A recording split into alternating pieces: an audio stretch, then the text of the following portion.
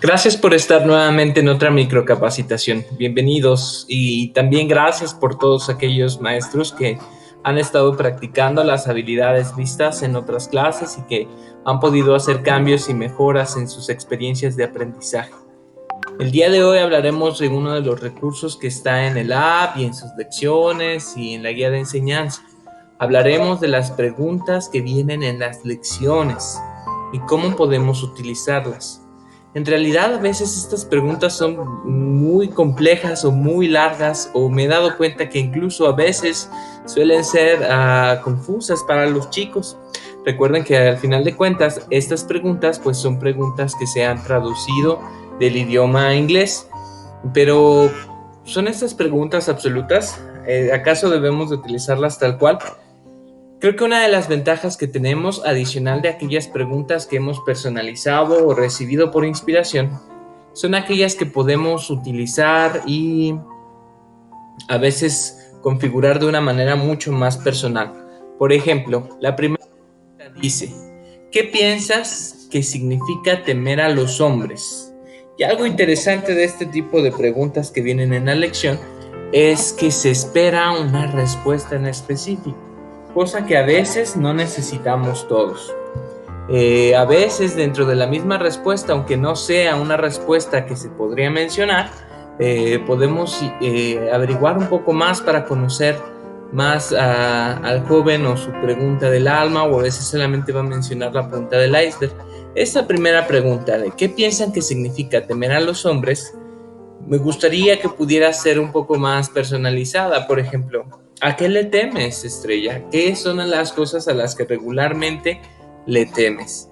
Y después de su respuesta, entonces preguntar, ¿a qué crees que se refería el Señor o en este versículo con el temor de los hombres? Y entonces después la comparativa y la conexión con el Salvador, ¿no? ¿Cómo crees que el Salvador puede ayudarte a ser más temerosa de Dios en vez de los hombres? Y es solo un ejemplo, ¿no? Al final de cuentas es también un modelo de lo que podemos hacer. La siguiente pregunta es aún más larga y la conecta con dos preguntas. ¿Cuáles son algunas de las cosas que podemos hacer para apoyarnos en el Señor, para recibir fortaleza? Es gigantesca. Y después viene: ¿en qué momento han sentido que el Señor los ha fortalecido? Me gusta mucho más porque los conecta desde un principio. Pienso que la primera sería más sencilla. ¿Cómo buscas recibir fortaleza? De manera que desde un principio conectemos a manera personal, y entonces sí, la segunda pregunta no le modificaría nada. ¿En qué momento han sentido que el Señor los ha fortalecido? De esta forma tenemos los dos escenarios. Una que lo conecta a su propia experiencia y después que lo conecte con el Salvador.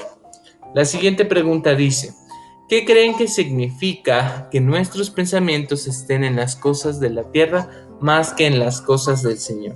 Para usar este tipo de preguntas necesitamos preparar muchísimo el terreno del contexto y la explicación del versículo que estamos utilizando. ¿Cuáles son algunos de los peligros de ser culpable de ello? De nuevo, otra pregunta que fuera del contexto puede ser muy compleja de utilizar. Entonces, cuidado. Lo que tenemos que hacer aquí es usar una pregunta que pueda ayudarles a, desde un principio, entender. Es importante explicar el contexto, y entonces yo usaría algo como: ¿cuándo crees tú, Saúl, que pones tus pensamientos en la tierra más que en el Señor? Y entonces, después de su explicación, ¿qué riesgos hay por eso? Y ayudarle a entender los riesgos de temer más a los hombres o tener nuestros pensamientos en la tierra más que en las cosas o una perspectiva eterna. Por último dice: ¿cómo han sido bendecidos al seguir al Espíritu y el consejo de los líderes de la iglesia? Nuevamente, creo que podemos personalizar aún más. ¿De qué manera has recibido bendiciones, Isaí, al seguir el consejo de tu obispo? Y de esta forma creo que podemos utilizar esta herramienta, que son las preguntas que vienen en las lecciones, pero al aplicar el principio de la habilidad de la microcapacitación de la semana pasada, aplicarlo directamente a ellos, a sus necesidades, personalizarla. Pensemos en ellos como una persona cercana.